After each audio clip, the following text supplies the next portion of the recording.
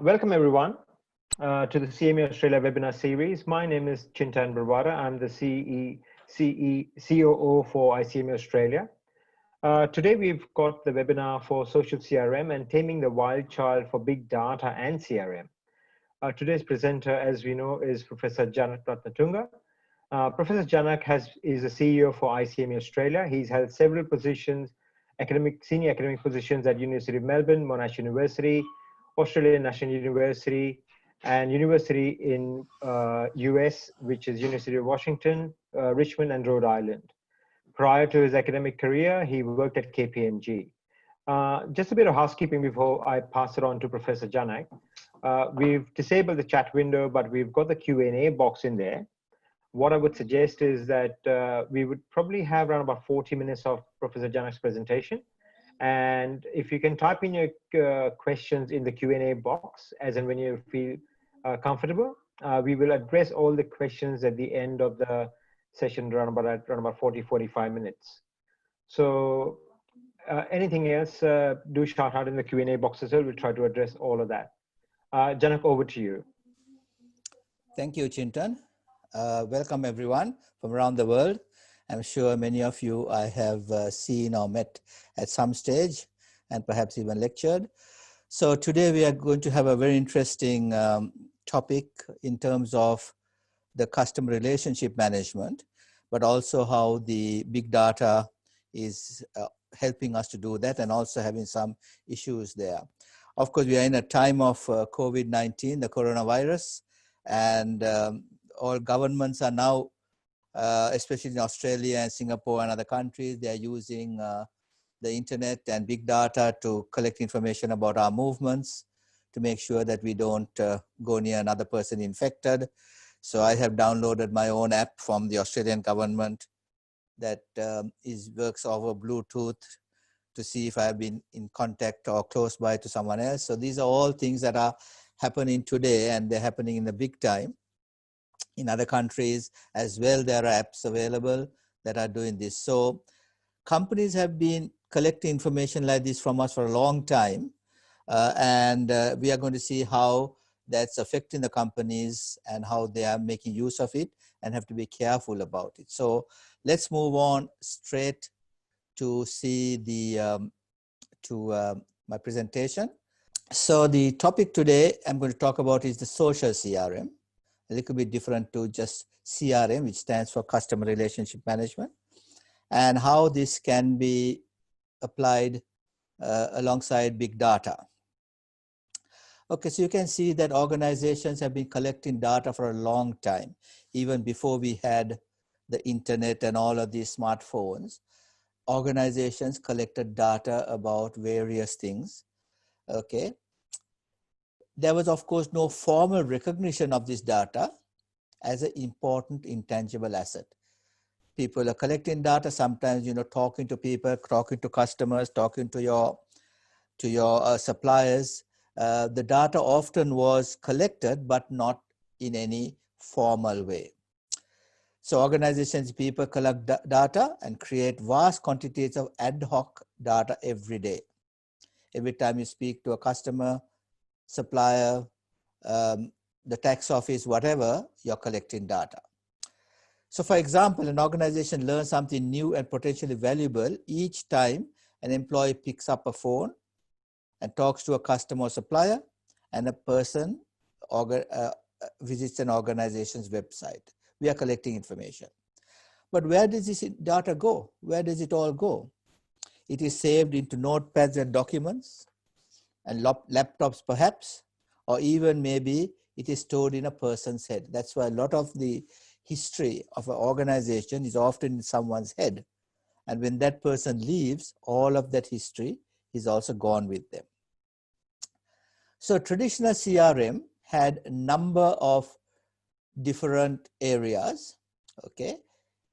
A CRM was where we tried to bring together within the organization in some sort of more formal way, all of this data that was collecting. Okay, so it is a solution to a major issue as it takes this data and turns it into useful, actionable insights that can transform an organization. So just a minute while I get myself a laser pointer here. Okay, so you can see that all of these areas form your customer relationship. So the systems, often these are fairly sophisticated computer software systems, okay, that can track this information. Okay, there are CRM systems that run into millions of dollars that are used by very large organizations, but you can get a fairly sophisticated CRM system free of charge from the internet, okay, where you can get a CRM system that you can download. Okay, so that is a CRM system. It's a tool and a strategy for managing customers' interactions using technology to automate a business's processes. It consists of sales information, marketing information, customer service activities with the aim of finding and attracting new customers, nurturing them, and retaining them for future business. So that is a traditional CRM. So you can see it is all together, your sales, your marketing, your customer service, this all comes together in a traditional CRM. Okay, so this costs money, okay, to invest in CRM. A CRM helps an organization keep track of their customers' contact details, up to date, tracks every interaction they have with the business, manage their accounts. Okay.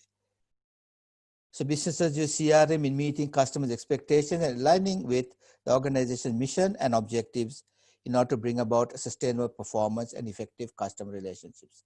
So you can have a fairly simple CRM. It does not have to be a sophisticated one, where you, every time a customer contacts you, phones you, faxes you, goes to your website, that information is captured. And then we organize it in some way. Many organizations have made huge investments in the CRM systems in order to collect, integrate, analyze data, and use it to run their business activity. As I said, some of these go into millions of dollars. But you can even get fairly sophisticated CRM systems, open source from the internet. You can download. In fact, the CMA office has an open source CRM system to run its membership services called Civic CRM. Okay, so these are what you have, okay, in your what you have to do in terms of investment. For example, in marketing activities, as part of a traditional CRM system, leads, prospects, and even potential customers are exposed to a lot of marketing messages on a routine basis. So a lead, every time someone contacts your organization, goes to your website, that becomes a lead. I'll talk about leads a little bit more in detail. If they're interested, they become a prospect. What happens is we bombard them with all sorts of information, some of it that is not targeted to that person, simply because that we have captured their email address. Okay. So as these messages are not targeted to individual needs, many recipients just ignore them as they see no personal value in them. In fact, I can say that even in a sense, the webinars that the CMA runs is sort of like this. We send these webinar series to all our members and say, if you're interested, log on. But many of them are not interested and they just ignore it. We don't target it and say, these sorts of people we want, this sort of webinar, that we want that sort of webinar. No, we simply send it out. And that's unfortunately the way it goes. Okay, so this is even worse. At least in the CMA, you are all members and therefore you all have interest in these areas.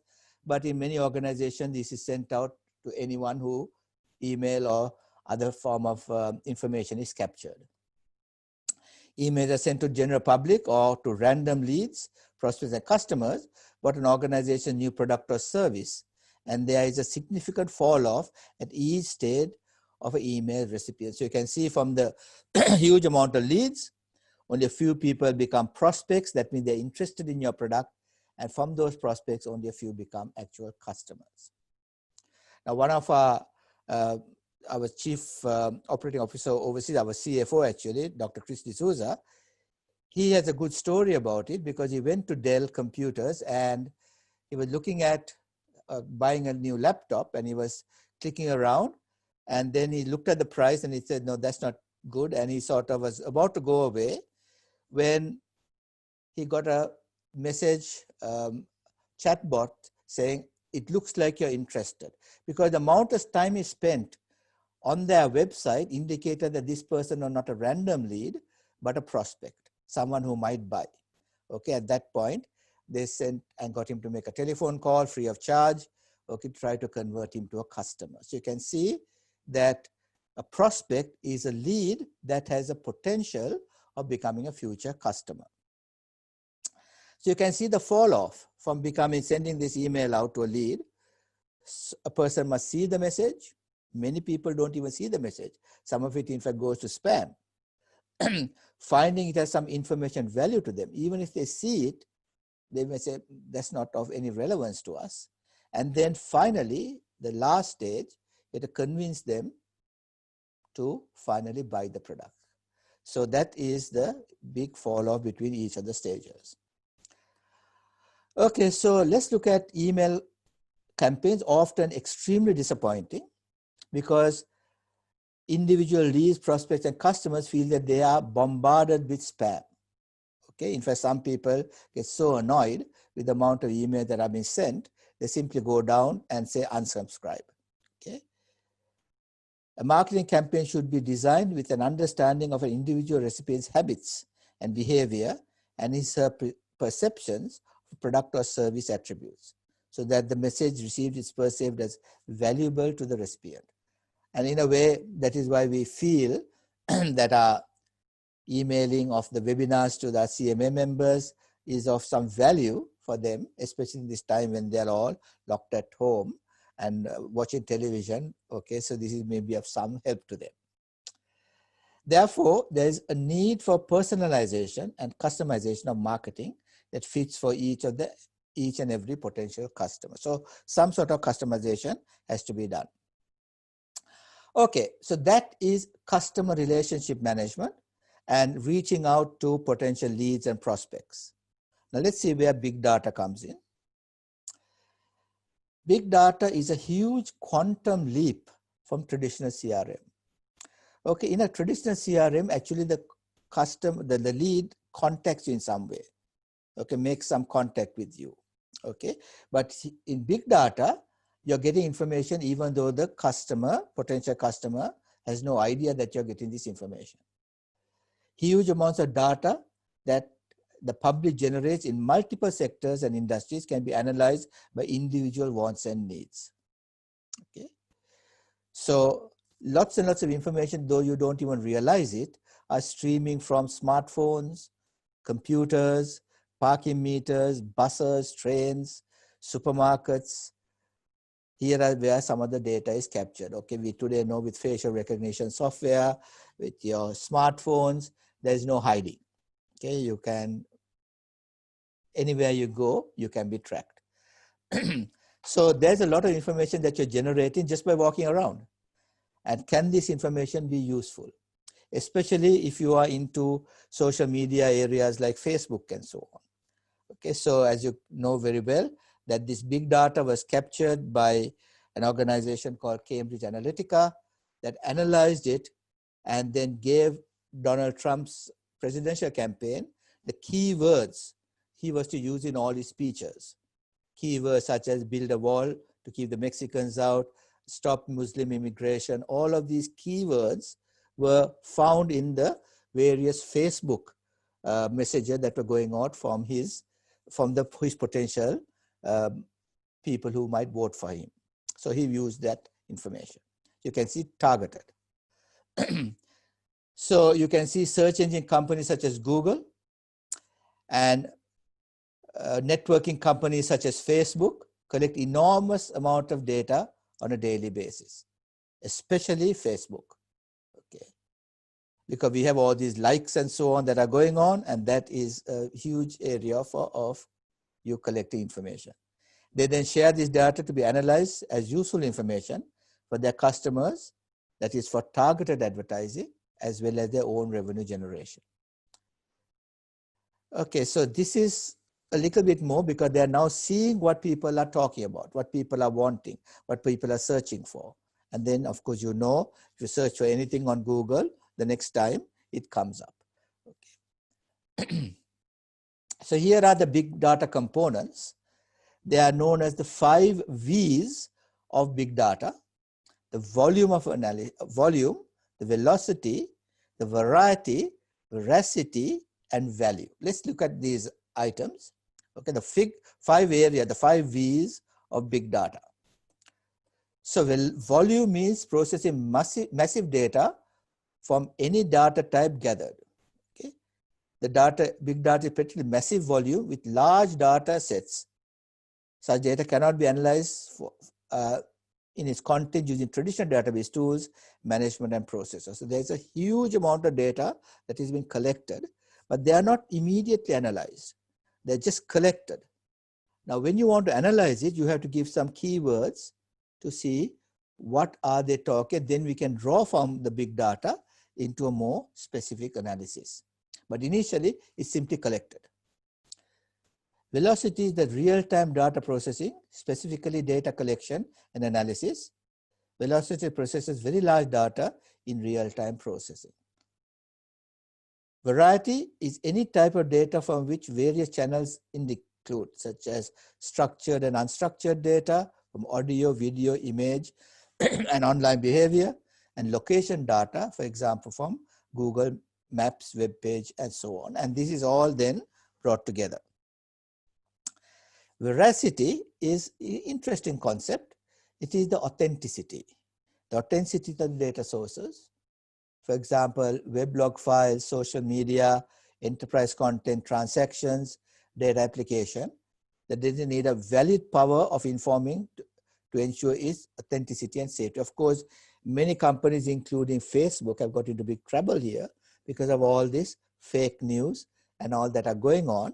Okay, that they have to somehow try to clean up as much as possible, but it's seemingly an impossible task.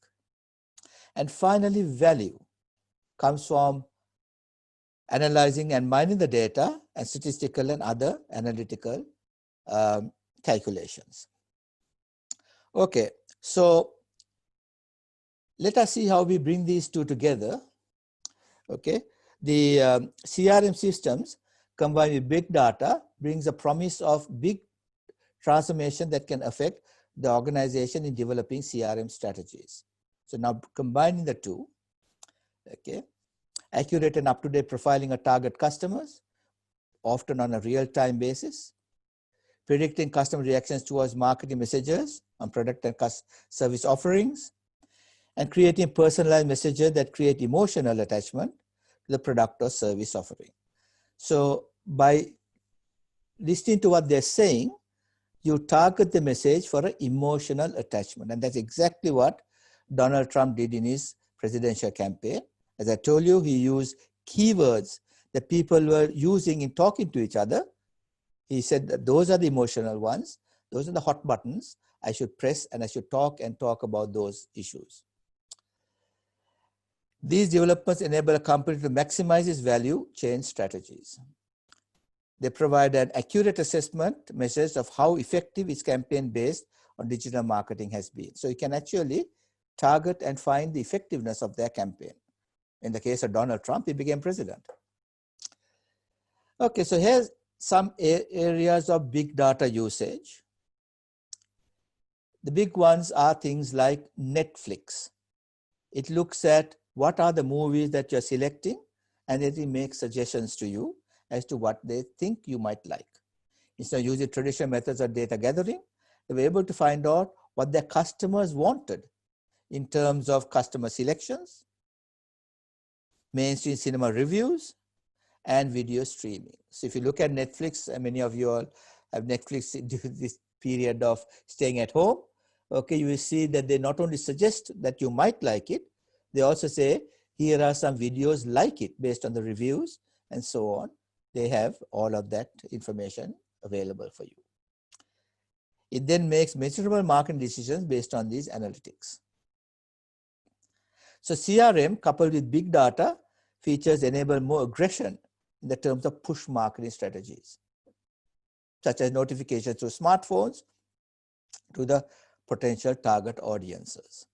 Okay, I mean, in the old days, even before big data, when some people had smartphones, the telephone company used to sell this information. The credit card company used to sell your activity on your credit card. And if you were then walking in the supermarket and they knew that you like, say, for example, McDonald's or Kentucky Fried Chicken, KFC, they used to send a message on your smartphone saying, hey, do you know that there is a McDonald's giving a special in your supermarket, in your shopping center?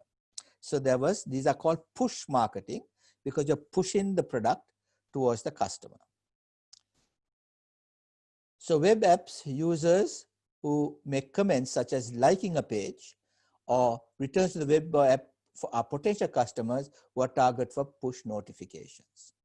Okay, so you have seen, some of you have gone to Agoda. Of course, not very popular these days with everyone in lockdown.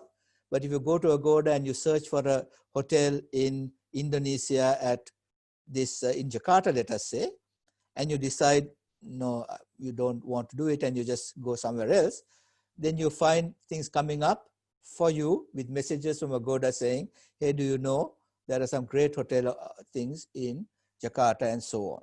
Okay, we see that you're thinking of going to Jakarta, these sorts of things. Technically, there are many third-party for apps or web sites that can help businesses to set up push notifications to targeted users.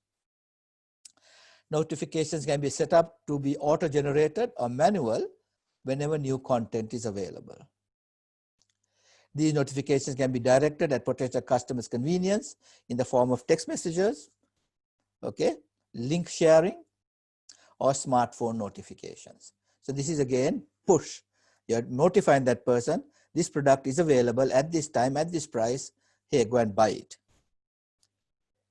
Okay. Customer profile can gain invaluable insight from big data analytics and create a competitive advantage. Some examples of customer profiling or services include Amazon.com, which developed a system of product recommendations based on their analysis of customers' previous purchase data. UPS, the package delivery company, which created an application to redesign the driver's daily routes to achieve fleet optimization by looking at the purchase behavior coupled with location of the individuals. Now, these are people who are looking at the order that you've made to then do their either good supply chain management or even suggesting another product for a customer. As Amazon was one of the first in this area. They knew what you had bought from them, and therefore you could suggest some more products. A recent announcement of the purchase of Fitbit watches by Google is generally considered data play, as this organization has captured users' activity rates over several years, which could be useful to potential advertisers of health and lifestyle products. So Google actually purchased Fitbit, okay, not to actually buy the company, which is not bad, but to buy the information that had been collected about everyone's habits on Fitbit. Okay, they of course got into a bit of trouble because I think in Iraq, the American army was using Fitbit to do their training, and then the people could find out where the army was because they could tap onto the location of the Fitbits that were around. So there were some privacy issues as well as security issues. Okay, so customer profiling is possible through big data analytics because the organizations have access to more accurate data and can discover the value of the hidden data, connections, and patterns. Some of these are not easily visible to people. When they find certain patterns, they can then target the information. The CRM team generates customer knowledge profiling to enhance businesses understand precisely the target audiences, personalizes the message from each potential customer, and tailors the message to fit individual customers' interest preferences. Now, of course, there are cases of companies getting into trouble in this area. A famous case that many of you may have heard is when Target, a department store in USA, sent a targeted mail, okay, by regular post, sent a mail with a lot of vouchers for baby products to a person in a house. That person, a girl, her father opened the thing and told Target, why are you sending baby product vouchers to my daughter? Well, what the father didn't know and the daughter's doctor didn't know, but Target knew, was that she was pregnant. And she was looking at Target's websites for baby products. So Target found that that was something that she was searching for, didn't realize it was a 16-year-old girl, and sent the vouchers. So there could be some big issues in this sort of targeted marketing. That was a very famous case.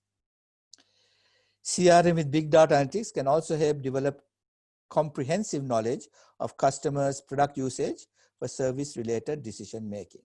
Okay, so you can see how much you've used the product and then send out a message saying, it's time for your car service, it's time that you do this doctor's appointment, whatever, you can do targeted service-related decision making. Okay, so now let's see what are social networks. Big data scientists recognize that the web today is a social network, having many collaboration platforms like wikis, blogs, social media, all aiming to facilitate creativity, collaboration, and sharing amongst users of tasks, other than just emailing and retrieving information. The success of social networking services can be seen in their dominance in society today, with Facebook having a massive 2.41 billion active users monthly. LinkedIn, a career-oriented social networking service that many of you are on, has 600 million users, about half of them being monthly active users. Okay, so essentially, these are networks that are empowering their customers to make global conversations. Okay, they can easily express their views and opinions.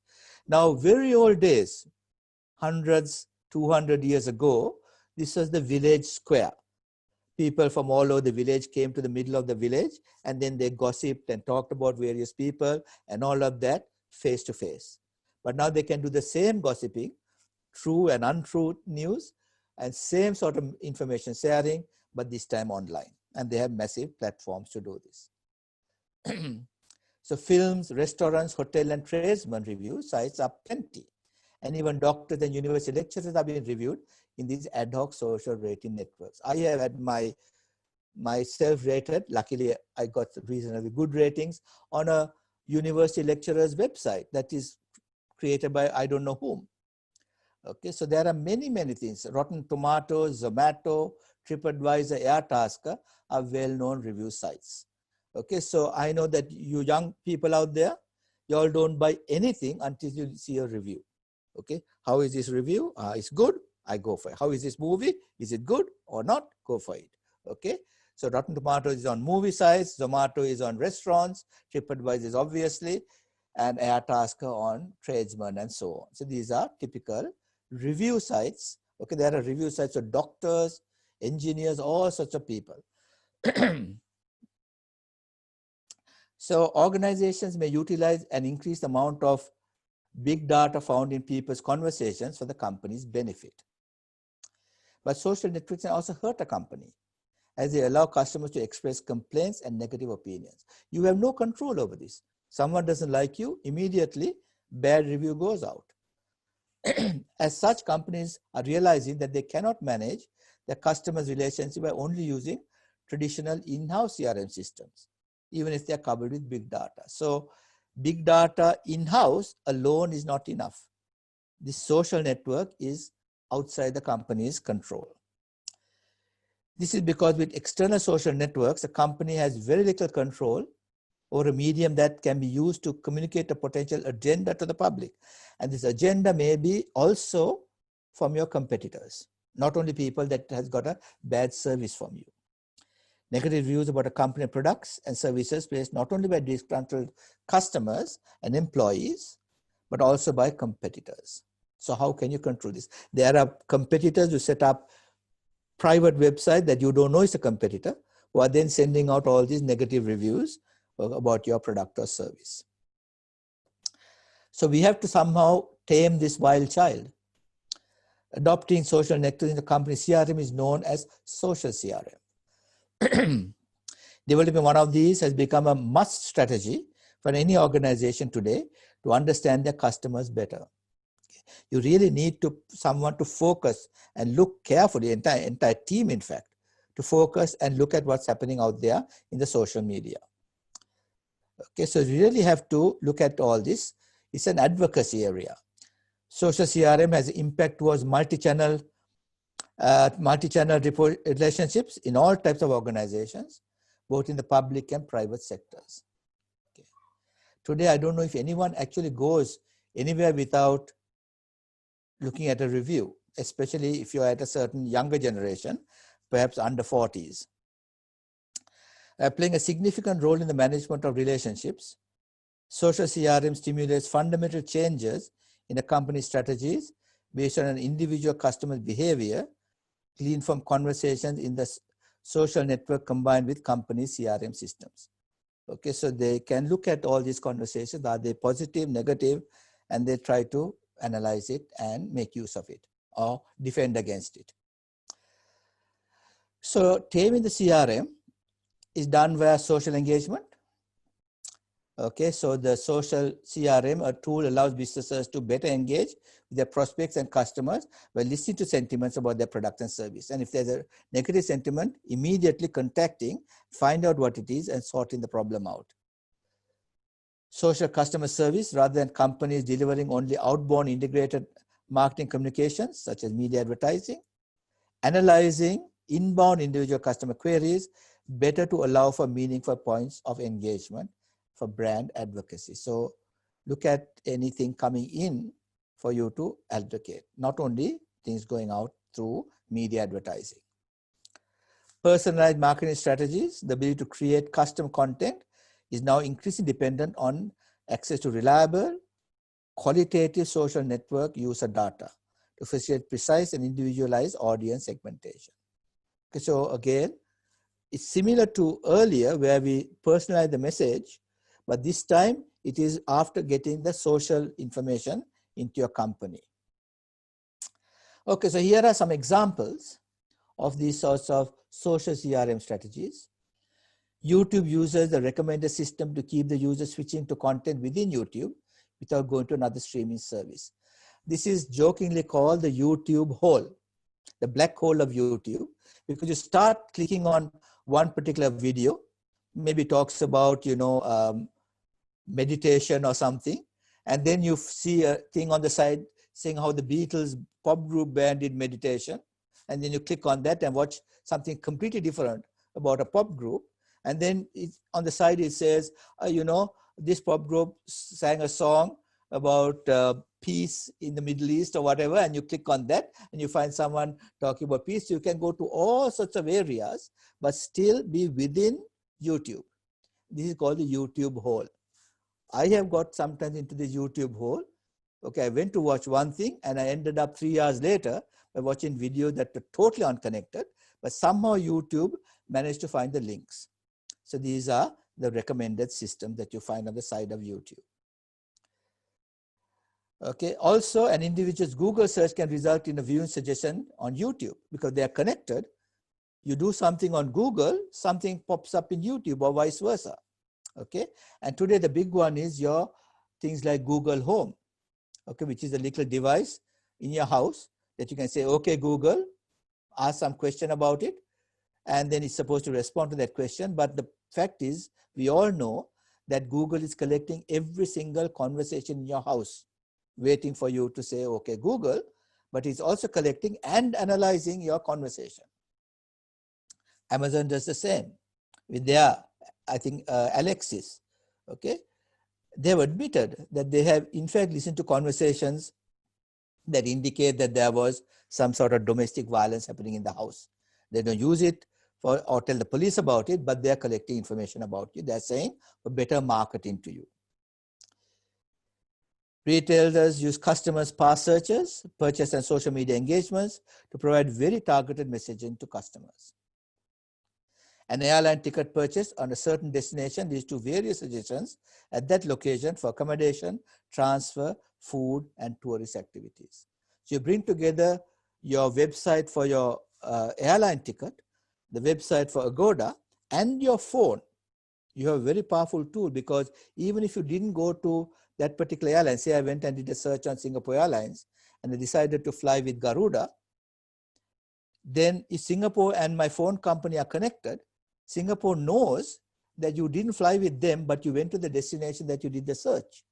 Okay, then they will know that you are a serious search customer, and they might target the message either through pricing or whatever to you.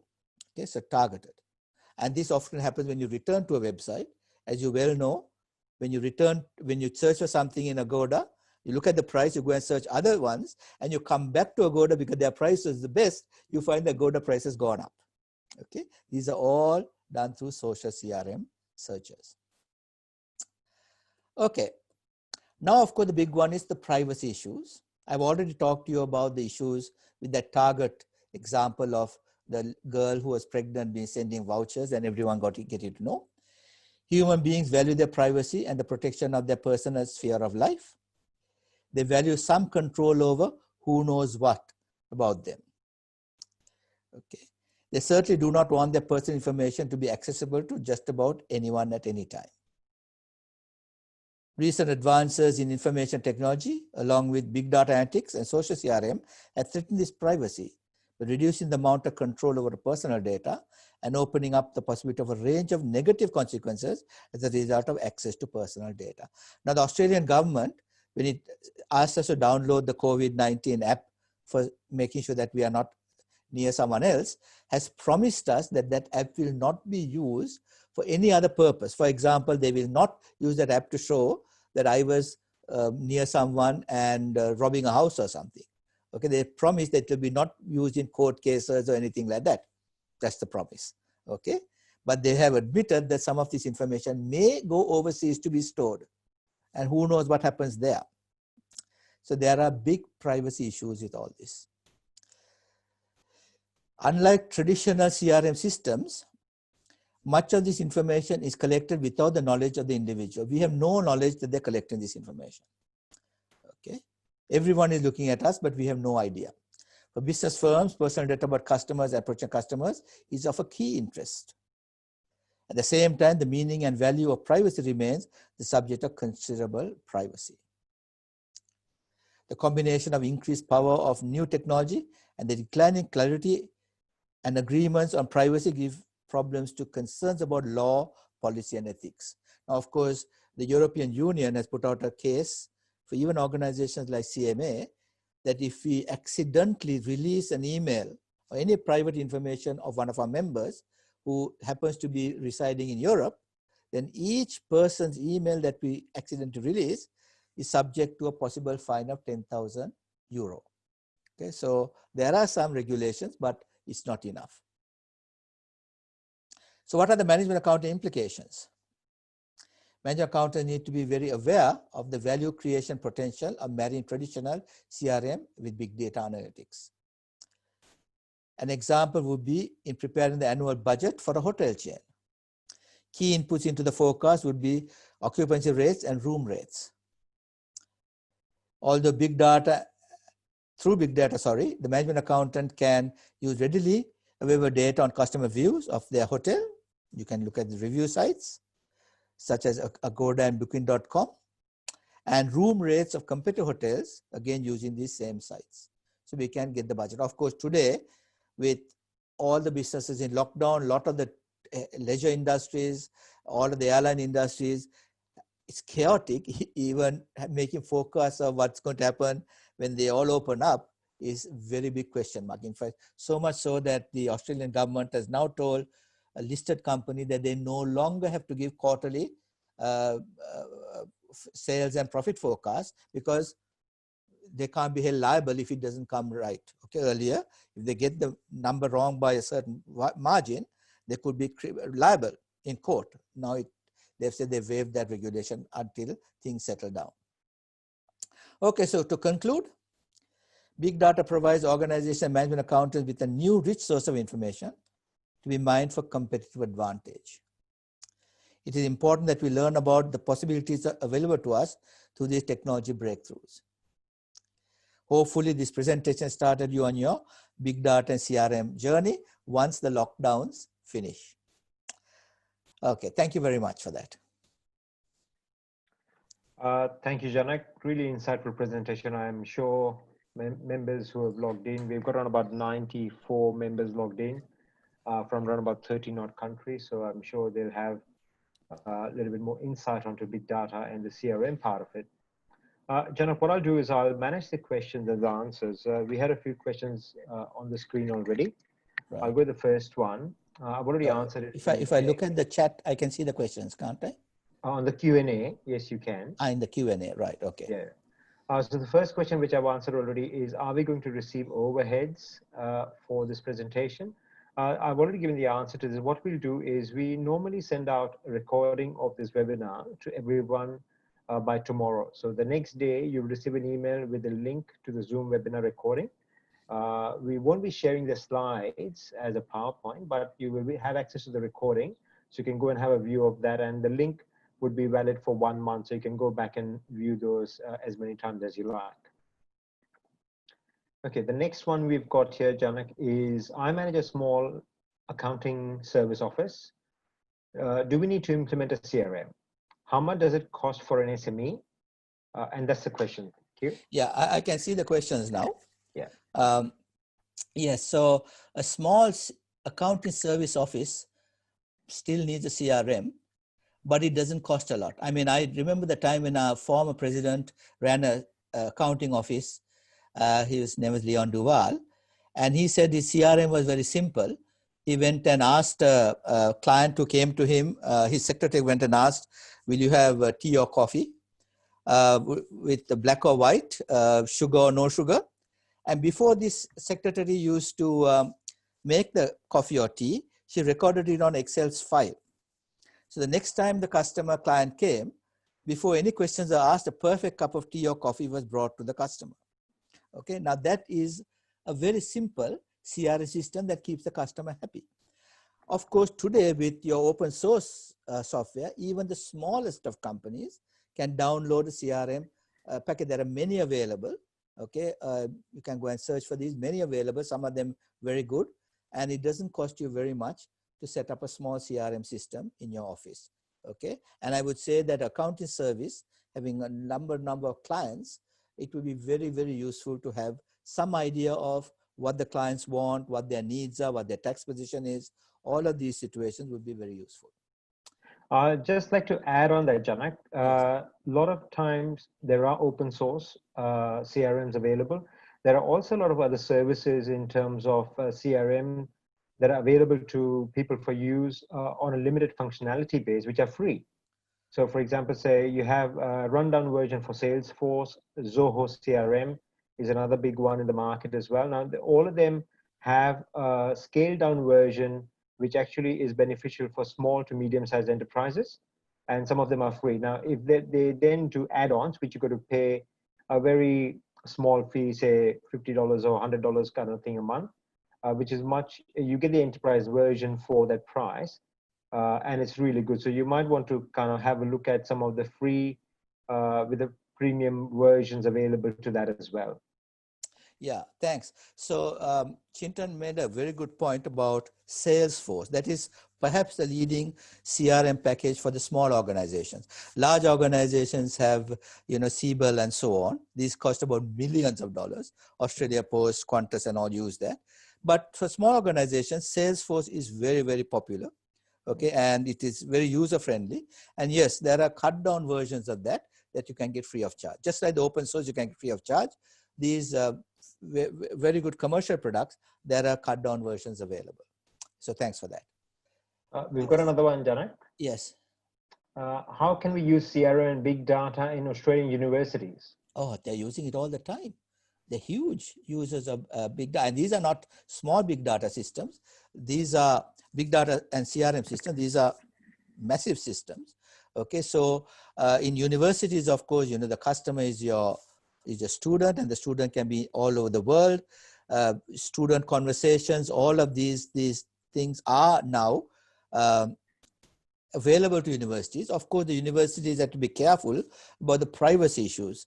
Okay, although all university students are issued a university email, and they really do have access to this, universities are a little bit more ethical, I believe, having been in one, okay, than any commercial area where we don't look at what those emails are. unless there is a problem, right? But universities are collecting information for a long, long time. But once you go away from the university system, you go to any commercial organization, say for example, a company, you want to go and interview for the company, you can be very, very sure that the company would somehow get access to your Facebook profile. So what you are saying as in your CV as this is who I am, may be quite different to what you're saying in your Facebook profile. So you've got to be very, very careful, okay, about the information that is collected. It is being used. Okay, Yeah. universities are a little bit better in making use of those private information. They don't do it that much. Another thing, just to gently add on that, universities, I know that a lot of them use multiple systems. So for example, say some of the Asian university we work with, they use Microsoft Dynamics, which is a full-blown CRM.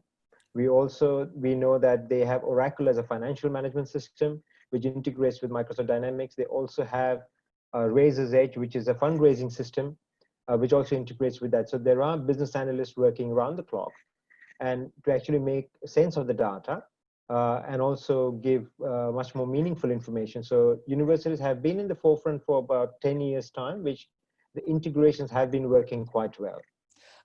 Thanks, Chintan. I mean, I was from the dean's position, I should look at what the university was doing, but Chintan is an excellent person to talk about university CRM system because he actually was in the alumni. He headed the alumni organization for La Trobe. So Chintan, any more information on that? Okay. No, I think that's enough, but any other questions that I certainly can answer that. Okay, right. The next one is any further reading or recommendations? Thanks a lot for the interesting insights. Well, if you, I'm not too sure what sort of notes you have of a CMA program, but certainly in the CMA program, we have lots and lots of readings in the latest version. The latest syllabus has just come out. Unfortunately, only Indonesia and Singapore had access to the new version until everything closed down. Okay, but it has lots and lots of information on that. And we also, there are many books available. I have done a book on strategic management accounting that was published. It's just about to be launched, which would have some interesting readings as well, but plenty on Google if you just go and have a look at that. Thank you. We've got the next one. How can the big data and CRM be useful for capital budgeting for social housing in the public sector? Okay. So capital budgeting for social housing. That's interesting. This is obviously a very targeted question. Okay. So like I told you about the budget, right? Where you get information about customer perception, what are they buying and so on. We're getting this information all the time from our market. That similar information can be captured about communities, what is required by the people in various locations as to what they want in terms of housing. And I'm not sure if social housing means government-sponsored housing, which I presume it is. Okay, these are things that they'll be looking at data from your people coming from overseas in terms of immigrants, okay, refugees. All of these things will be taken together and then given a dollar value in terms of capital budgeting. So, you know, your interest rates, your discount rates, all of that will come into your into the area of social housing. Now, going away from social housing, I want to give an example of a company that our CFO, Dr. Chris D'Souza, worked before he joined CMA. We got him over from, okay, it's an e-commerce organization called Redbubble. And in that organization, they were able to forecast by how long a person looks at a particular image on their website, how much of sales they could have of that image by country, okay, with a 95% accuracy. Just think of that. Just how long a person looked at the image on a website. They could do that sort of. So it's huge amount of potential for your budgeting, not only your regular budgeting, but also your capital budgeting. Thank you. We got the next one. How do the organizations protect the data privacy of customers? Up to what extent does the organization can usually use the personal data?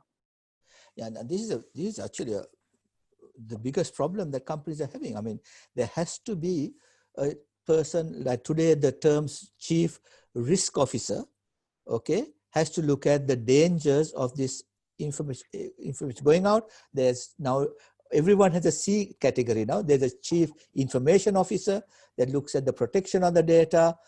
Many universities have to be very careful about their student data, okay, because of this sort of privacy. Now, as I told you, I already mentioned about Europe having data privacy regulation. That regulation is not that strong in USA and Australia, not as strong as Europe. But I mean, all organizations have to be very careful. Of course, they have these privacy issues. Every time you go to their website, they say, do you agree with all this privacy? There's about 20 pages of privacy exemptions. You have no time to read, so you say yes. Essentially, you are basically saying, okay, so anyone's okay to have information about me. Janak, just to add on that, I think Yes. the other part of the equation is how can organizations actually protect the information from their employees using it, right? So I know that a lot of large corporates and medium corporates have specialist people in the CRM area and the big data area who actually do an audit internally of who has accessed what information at what time. Now, if there are automatic AI applications in there, which actually does do red flags, if certain employee is trying to access certain information which they're not supposed to. And those organizations probably has much better risk profile and protection in place as well. And what I believe is it's very important to understand the issues of a breach. Normally it would happen internally with somebody internal having access to the systems. So you need to have those systems in place on your back end to monitor at what is being accessed at what time and by whom. At least you need to track back to that information if there's something else happens. And that's one of the big questions as, are we doing enough? Is the organization doing enough to protect the privacy, not from external hackers, but at least internal employees who might be having access to system after they leave, or they know critical information they've copied on an Excel file, things of that sort as well. Thank you for that, Chintan. The question was on custom. What you raised an extremely important question. What about your own staff? What about your employees? I mean, some of the things that Chintan was talking about is in every tax organization, okay? Because people could be curious about your tax profile and want to go, even if you know someone's working in the tax office and they want to know about someone else, okay? They can go and have a look at their profile and then provide that information and just have a link of the information. So the tax office has to protect it. Of course, these days, all of USA wants to know what Donald Trump's tax returns are. Okay, obviously the tax office there is pretty good at protecting it. So that's not a bad thing. But yes, there's also this person, Carlos Ghosn, who was the head of Nissan and Renault. He was sent to jail because they felt that he had taken some of the information from Nissan and was using it on a private basis to release it. So there is huge issues about your internal staff also taking your corporate history away with them. Okay, yes, thank you for that. Thank you. Next question, we've got Professor Jana, can you please provide more insights on data mining and related techniques being used? This is a entire universe. This question is entire university degree course.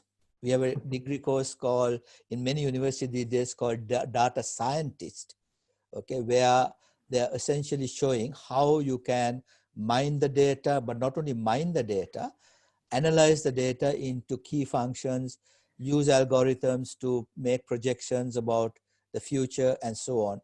So there's no, it's not impossible to give an answer to this straight off on what are the various techniques, but there are statistical techniques, linear programming techniques, IT techniques. There are so many things that are brought together to try to understand what people are doing. Now, my example of Cambridge Analytica and what they did with people's like on Facebook and the conversation that they were having, that was mined, analyzed, and then provided actionable information to Donald Trump. So this is sort of massive area. A lot of potential, but also a lot of privacy issues. Chintan, anything to add to that? No, I think Okay, put it this way. This area of data mining is developing so rapidly that there are a lot of changes in this industry in terms of technology adoption. What happens is every time there are new data sets coming into, new data points coming into the play, you've got massive organizations looking into these and to see how better manage it and how to make sense of it as well.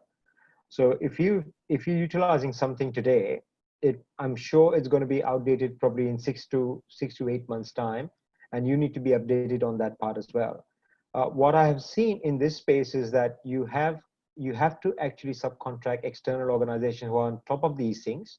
If you really need to data mine and make sense of it, it's just not, you can mine whatever data you can get, but actually how can you make sense of it? It's the same problem where if you marry non-financial and financial information for better reporting purposes, then it's much more of value. But just putting numbers together and putting it on a slide doesn't make sense. It actually impacts as what you actually can do with the data and how can you actually further amplify the data for your benefit as well. So there are a lot of companies in this space who are very active, who are actually developing cutting edge technologies and AI actually to mine and be on top of these things. So you might want to look at different techniques. You can't master everything, and you need to have specialists to do that as well. Okay, there's no more questions, so I want to wrap up. There's 2 minutes more by just giving you the most important part of my presentation is that companies really can't be, putting out fires all the time. It really has to be actively involved in having someone analyze on a day-to-day basis their entire social comments that are going about their company. Okay, it is not enough for you to just react to a negative comment. You really have to be positive in making sure that these comments are actively looked at, considered, and solved, and then get good reviews put in, okay, from satisfied customers. You have to really manage this very, very well. Otherwise, it's going to be a child that you cannot control, and it can cost millions of dollars of problems if you don't analyze it properly. A very, very good case of what happened was with the Maggi noodles in India. Okay, there was a little thing where some chemists found a little problem with the product. Okay, Maggi didn't look at that in carefully. That's Nestle. And in the end, it's a big case that you can go into many details, but that cost billions and billions of dollars of lost revenue. They were burning these outside supermarkets and so on. So don't let a small thing become a big thing. You got to keep analyzing what's happening out there. Even large companies can get wrong-footed on this. Yeah. So on that, I think we have come up to the time. Chintan, over to you. Thank you very much, Janak. Like everyone, like I said earlier, we will be sending a link to this webinar recording probably tomorrow to everyone. So you can go through this webinar again if you like. The link will be valid for 1 month. Any other questions? We've got a few webinars coming up as well. So if you're interested in more of our webinar series, you can log on to the CMA website and register for those if you haven't done already. So until we've got one coming next week. So we'll see you next week, most of the members as well. Thank you, Janak. Thank you, everyone. Thank you, everyone.